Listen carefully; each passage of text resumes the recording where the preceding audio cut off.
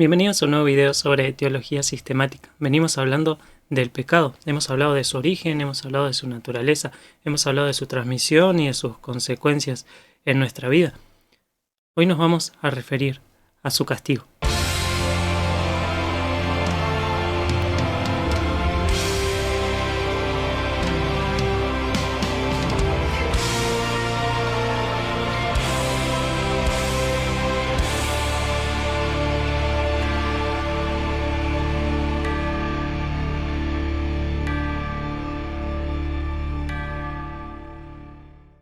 El Salmo 97 nos dice que justicia y juicio son el cimiento del trono de Dios.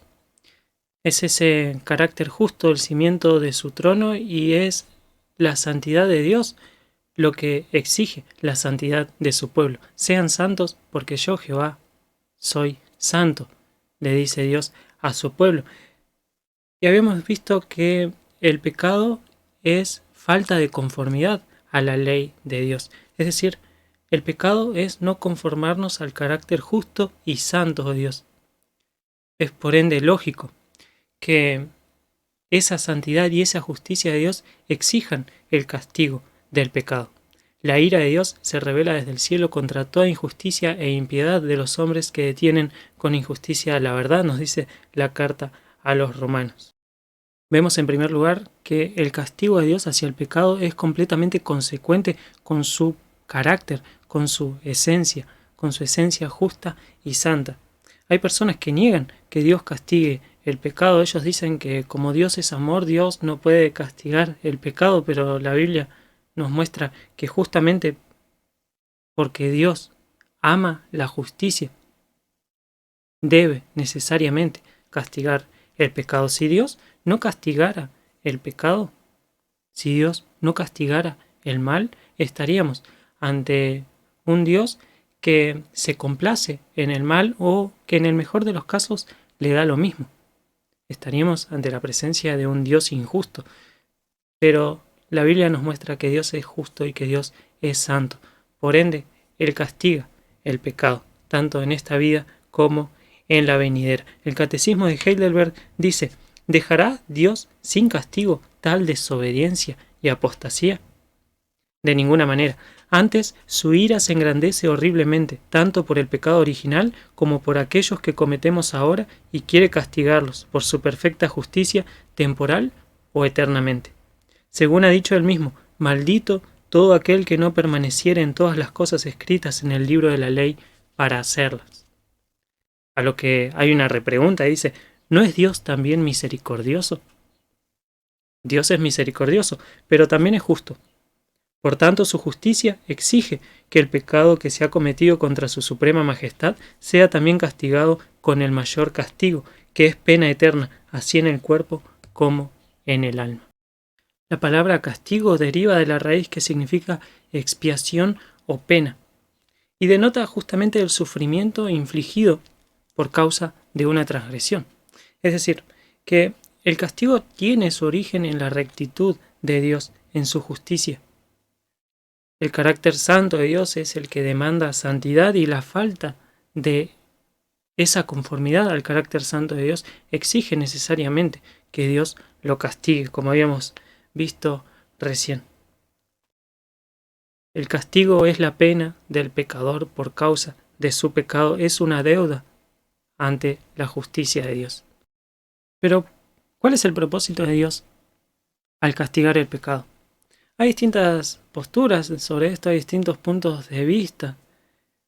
Uno de estos puntos de vista dice que el propósito de Dios al castigar al pecador es justamente la reforma del pecador, que Dios no está enojado con el pecador, sino que lo ama, y lo que quiere con el castigo es que el pecador recapacite y se convierta de sus malos caminos.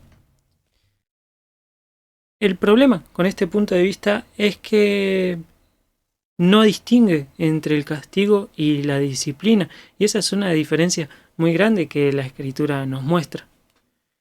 La Biblia nos muestra que hay una diferencia entre el castigo y la disciplina.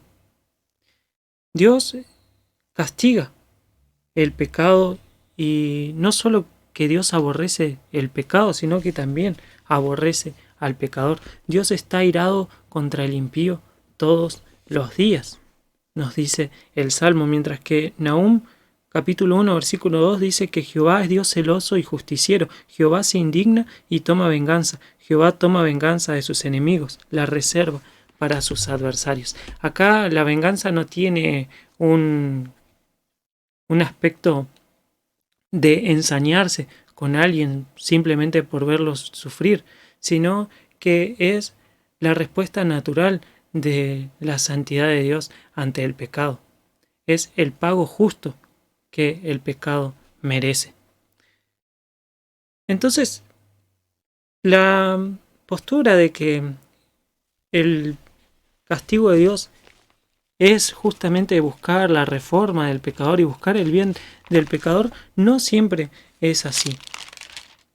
Vemos, por ejemplo, que la carta de los Hebreos nos dice que porque si pecáremos voluntariamente después de haber recibido el conocimiento de la verdad, ya no queda más sacrificio por los pecados, sino una horrenda expectación de juicio y de hervor de fuego que ha de devorar a los adversarios. El que viola la ley de Moisés por el testimonio de 2 o 3 testigos muere irremisiblemente.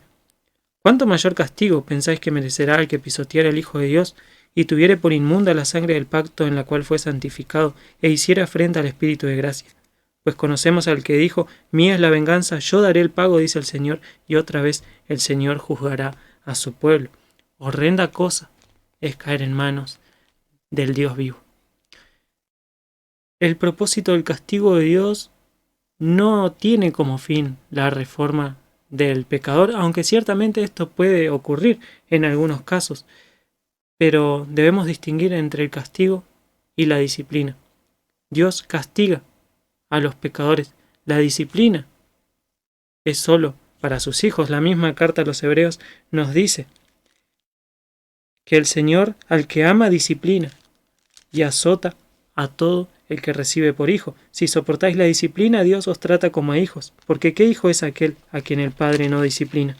Pero si se os deja sin disciplina, de la cual todos han sido participantes, entonces sos bastardos y no hijos. Cuando Dios castiga el pecado en sus hijos, lo hace sí con un fin restaurador, lo hace con un fin de disciplina. Pero no siempre es así. Vemos el caso de Sodoma y Gomorra, que Dios los castiga, pero no con el fin de que ellos se conviertan, sino que el castigo de Dios fue meramente destructivo. Dios destruyó esas ciudades. No fue una simple alerta para que ellos se arrepientan, sino que fue un castigo punitivo, lisa y llanamente. Entonces, el castigo de Dios no siempre tiene como fin que el pecador se convierta de sus malos caminos. A veces es simplemente la aplicación del justo pago por sus pecados. Mientras que en sus hijos, Dios sí, a través de la disciplina, lo que busca es retomar esa comunión que tenía con ellos.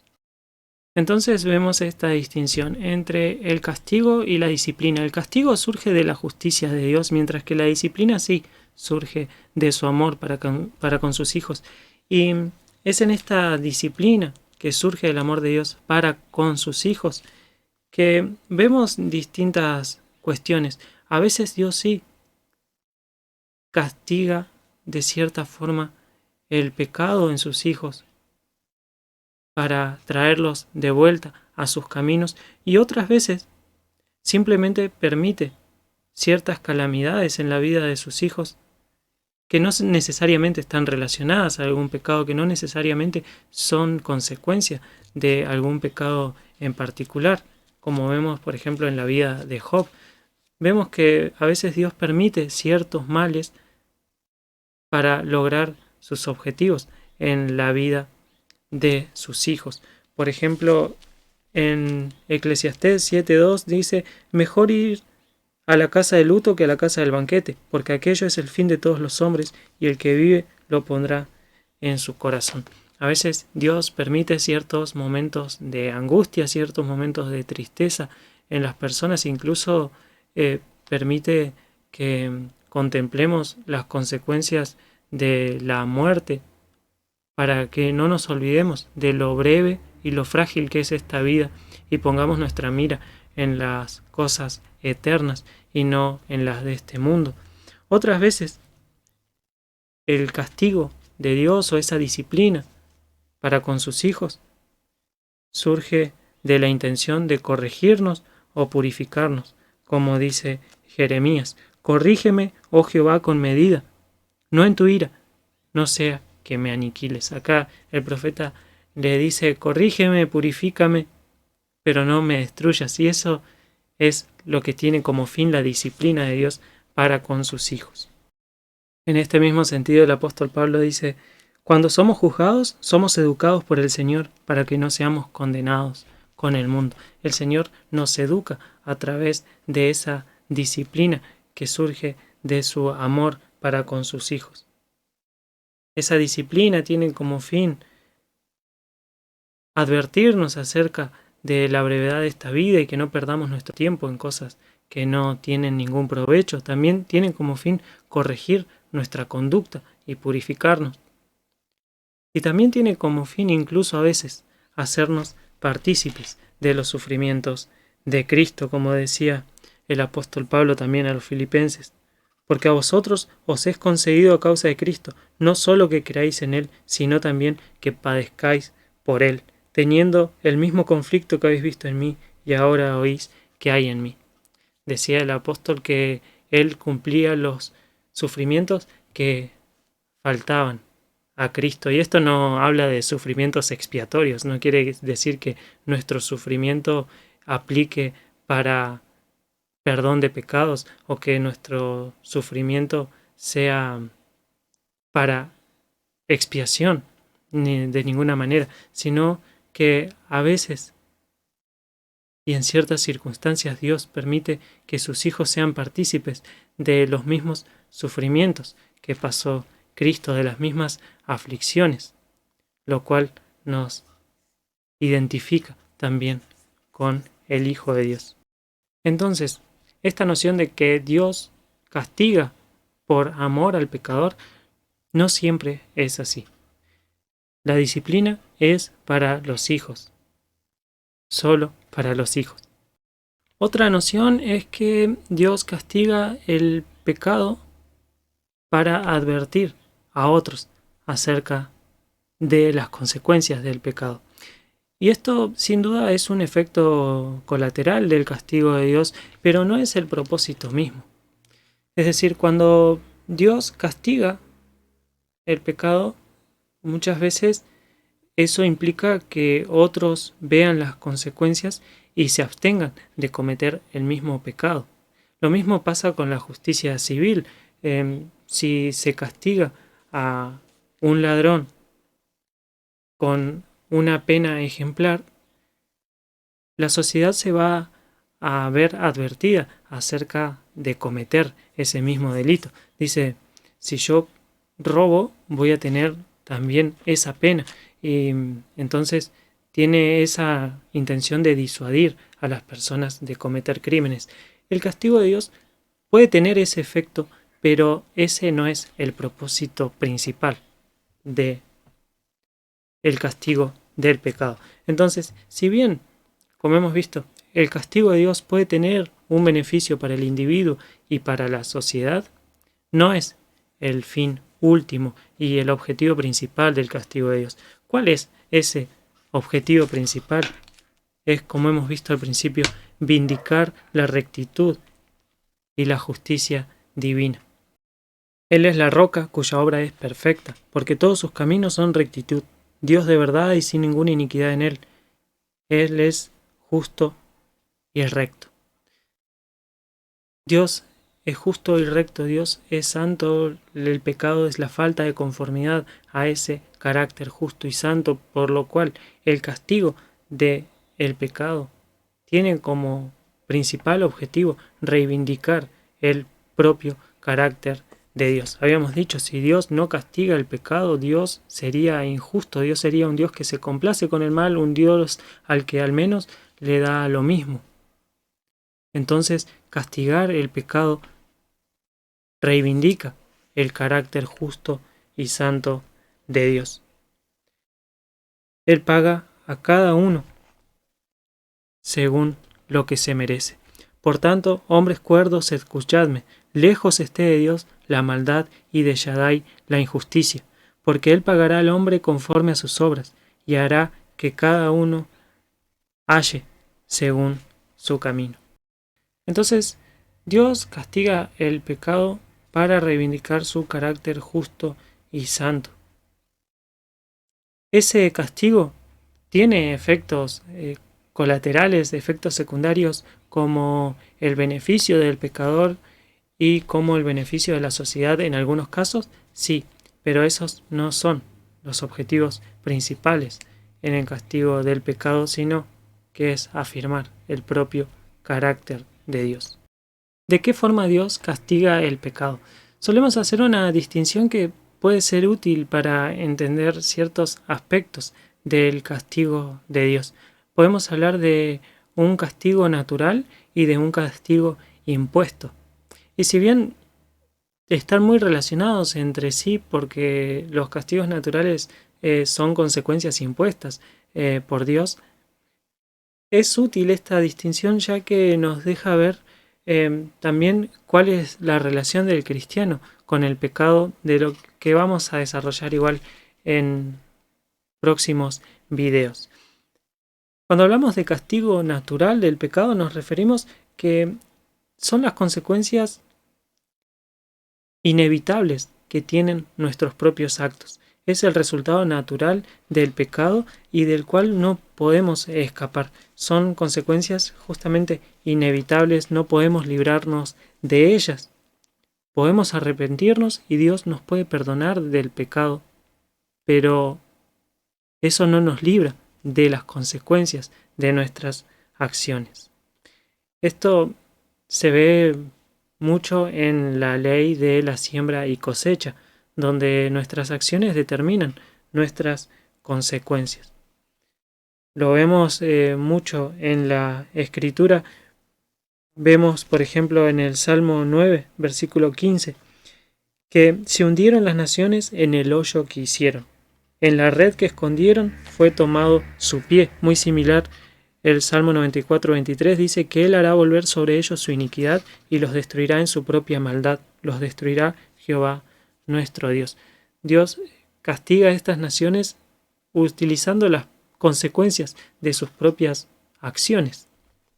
Algo muy similar vemos en el Proverbio, en Proverbios capítulo 7, donde vemos un joven que es seducido por una mujer ramera y que cae en ese pecado. La consecuencia inevitable llega. Dice que prontamente él va en pos de ella, como buey llevado al matadero, como ciervo que se enredó en el lazo, como ave que se arroja contra la red, sin saber que en ello le va la vida, hasta que la flecha le traspasa el hígado. Vemos, por ejemplo, en el caso del rey David, que él comete adulterio con Betsabé, y si bien se arrepiente, si bien Dios lo perdona, ese pecado aún así tiene consecuencias. A eso nos referimos con castigos naturales. Son las consecuencias de nuestro pecado, de nuestro accionar, de las que no podemos librarnos. Incluso si Dios nos perdona, muchas veces sufrimos de todas formas las consecuencias. Pero además de estas consecuencias naturales de nuestras acciones, también tenemos castigos que Dios impone como resultado de esa desobediencia. Podríamos decir que son consecuencias extraordinarias, ya que son establecidas directamente por Dios, no como simples consecuencias de algo que yo hice mal, sino que además de eso está la ley de Dios, que establece un determinado castigo para eso. Por ejemplo, dice Dios a Moisés: al que pecare contra mí, a éste raeré yo de mi libro. En Levítico le dice, si anduvierais conmigo en oposición y no me quisierais oír, yo añadiré sobre vosotros 7 veces más plagas según vuestros pecados. Por lo general, la consecuencia inmediata de cierto pecado no incluye que nos vengan plagas sobre nosotros, pero este castigo impuesto de Dios así lo establecía para la nación de Israel. Algo similar vemos en el libro de Números.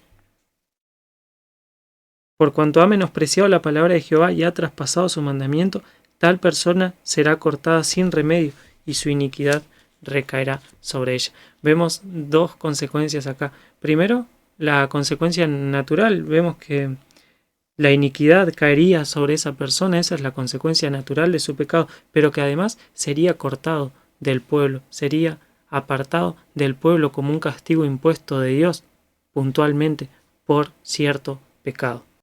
Este principio se repite también en el Nuevo Testamento. Juan el Bautista decía, ya el hacha está puesta a la raíz de los árboles, por tanto todo árbol que no da buen fruto es cortado y echado en el fuego.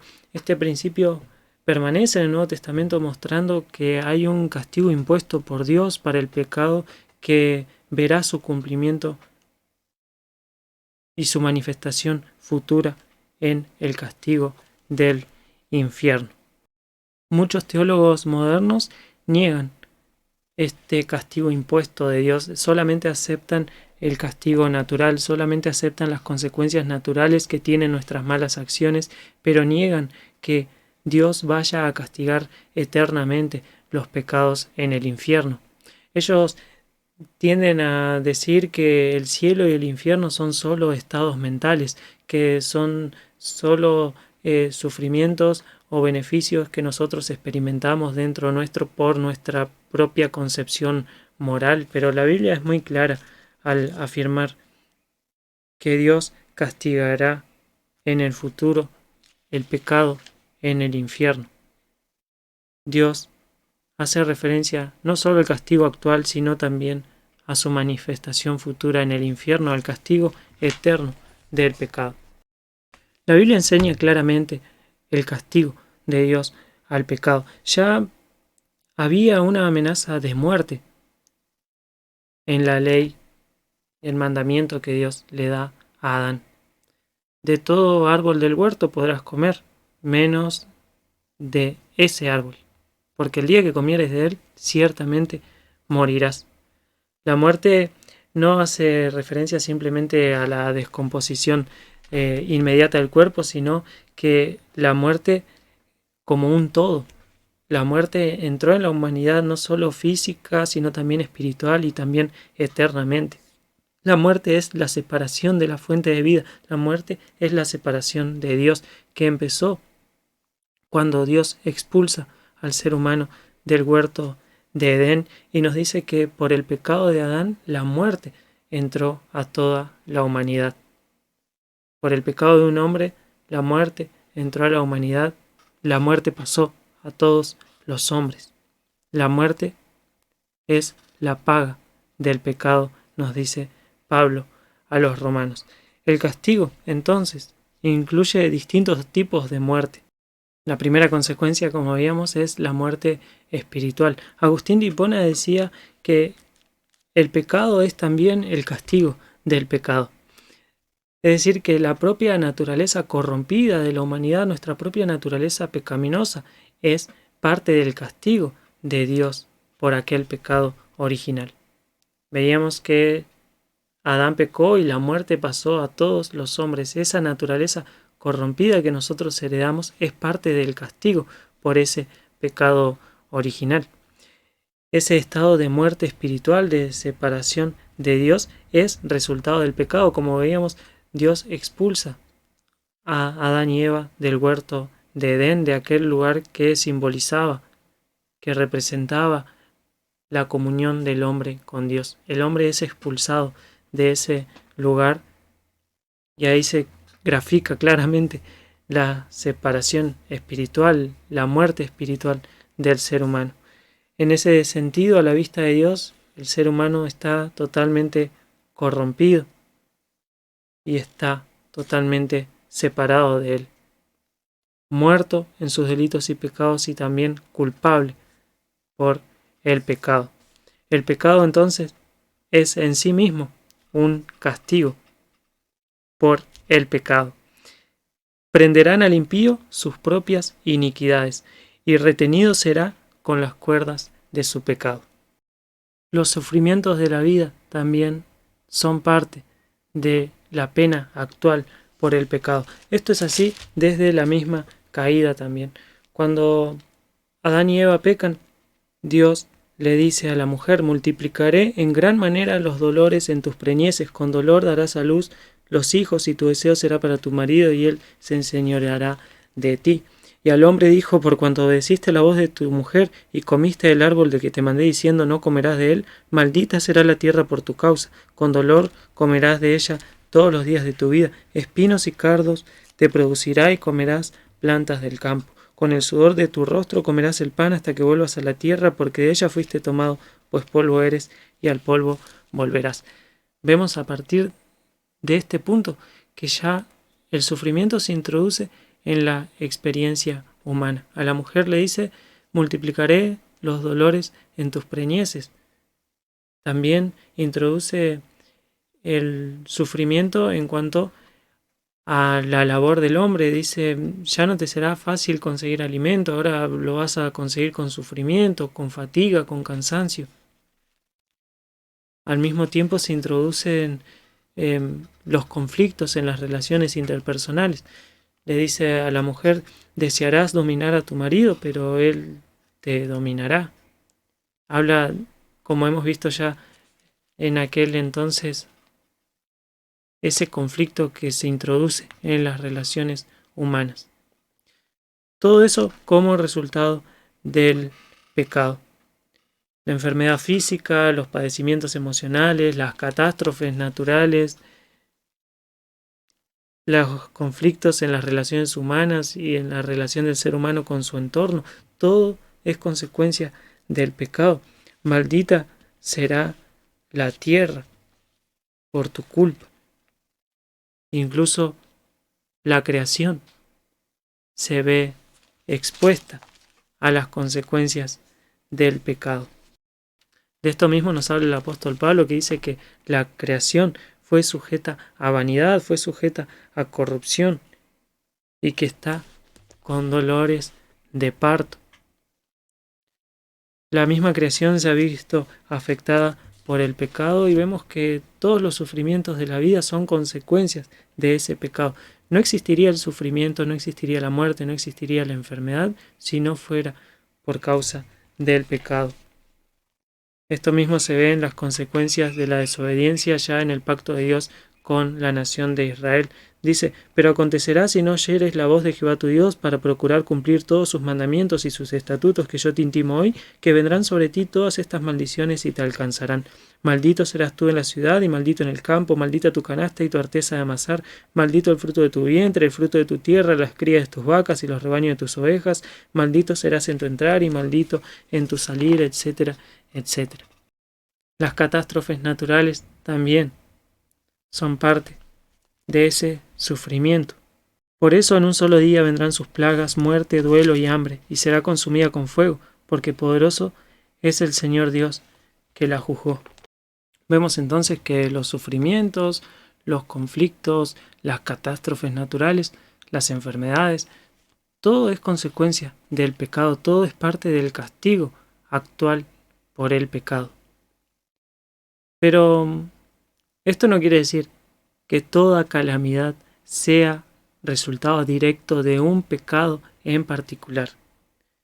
Así como dijimos que la enfermedad entró al mundo por el pecado, eso no quiere decir que cada enfermedad que nosotros suframos sea consecuencia directa de un pecado en particular. Eso es lo que nos muestra Jesús en el ejemplo del hombre ciego. Dice que al pasar Jesús vio a un hombre ciego de nacimiento y le preguntaron sus discípulos con esta noción también diciendo: Rabí, ¿quién pecó, este o sus padres, para que haya nacido ciego? Respondió Jesús: no es que pecó este ni sus padres, sino para que las obras de Dios se manifiesten en él. Los discípulos tenían esta noción de que la enfermedad era una consecuencia directa de un pecado en particular. Entonces, o pecó él o pecaron sus padres para que él naciera ciego. Pero Jesús le dice, no, esto no es así. La enfermedad entró a la humanidad por el pecado, pero no toda enfermedad es una consecuencia directa de un pecado en particular. Lo mismo sucede con las catástrofes naturales. Jesús utiliza dos ejemplos de calamidades para mostrarle a sus discípulos que no siempre hay una relación directa entre un pecado particular y una calamidad. Dice, ¿pensáis que estos Galileos, porque padecieron tales cosas, eran más pecadores que todos los Galileos? Os digo, no, antes si no os arrepentís, todos pereceréis igualmente. Habían unos Galileos que habían sufrido cierta calamidad y les dice Jesús, ¿ustedes se piensan que porque les pasó eso eran más pecadores que ustedes? ¿O aquellos 18 sobre los cuales cayó la torre en Siloé y los mató? ¿Pensáis que eran más culpables que todos los hombres que habitan en Jerusalén? Os digo no, antes si no os arrepentís, todos pereceréis igualmente. Que les haya ocurrido una catástrofe a esas personas no quiere decir que hayan sido culpables de algún pecado en particular o que sean más pecadores que los otros. Las catástrofes, las calamidades, los sufrimientos de la vida, las enfermedades, los conflictos en las relaciones, todas esas cosas se introducen en la experiencia de la humanidad a causa del pecado. Pero que esas cosas ocurran a una persona no quiere decir que sea una consecuencia directa de un pecado en particular. Vemos esto claramente en el caso de Job, donde sus amigos también tenían esta concepción de que si te pasa algo malo es porque hiciste algo malo.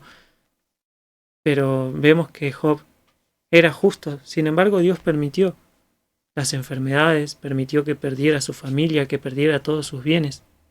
Y no se debía a ningún pecado en particular de Job. La muerte espiritual es una parte del castigo, del pecado, la introducción de los sufrimientos de la vida en la humanidad también son parte del castigo por el pecado. Así también la muerte física. Esto es negado por los pelagianos, por los racionalistas que dicen que si Adán no hubiese pecado, hubiese muerto de todas formas, que la muerte ya era parte de la naturaleza con que el ser humano fue creado. Pero la Biblia nos muestra todo lo contrario, nos dice que la muerte física también es parte de la sentencia de Dios por el castigo del hombre, lo leíamos recién. Dios, cuando pronuncia su sentencia contra Adán, le dice, polvo eres y al polvo volverás. Pronuncia la muerte física como parte de la sentencia por el pecado, como parte del castigo por el pecado. De esto también veíamos que se refería Pablo, dice que por el pecado de un hombre la muerte entró a todos los hombres.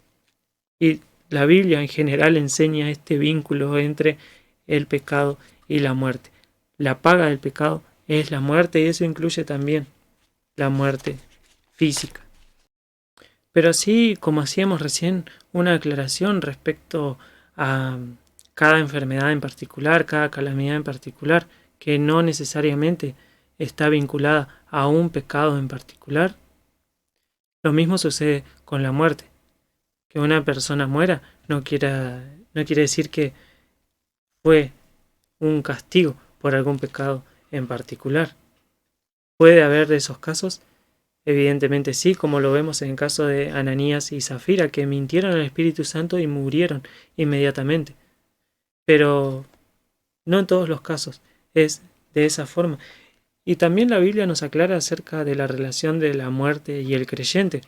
Si bien el creyente sigue estando sujeto a un cuerpo mortal, ya la muerte para él, la muerte física no es una pérdida, sino una ganancia. Esto es lo que dice el apóstol Pablo. Para mí el vivir es Cristo y el morir es ganancia. Y que el alma del creyente pasa inmediatamente a estar en la presencia del Señor, así como Jesús le prometió al ladrón que estaba siendo crucificado a su lado. como parte del castigo, como parte de las penas que Dios impuso por el pecado, se encuentra también el dominio de Satanás. Cuando Dios pronuncia estas sentencias contra Adán y contra Eva, también le dice a la serpiente: pondré enemistad entre ti y la mujer, y entre tu simiente y la simiente suya. Esta te herirá en la cabeza y tú le herirás en el calcañar. A Satanás se lo llama como el príncipe de este mundo. Se dice de que el mundo se encuentra en manos del maligno, que él es el Dios de este siglo, es el espíritu que opera en los hijos de desobediencia. El mundo pecador se encuentra bajo el dominio de Satanás. Esa es otra de las consecuencias del pecado, es parte del castigo por el pecado. Pero los cobardes e incrédulos, los abominables y homicidas, los fornicarios y hechiceros, los idólatras y todos los mentirosos tendrán su parte en el lago que arde con fuego y azufre, que es la muerte segunda. La muerte física, la muerte espiritual, tienen su culminación con la muerte eterna. La muerte espiritual culmina con la muerte eterna. Es ahí donde el peso completo de la ira de Dios alcanza al pecador.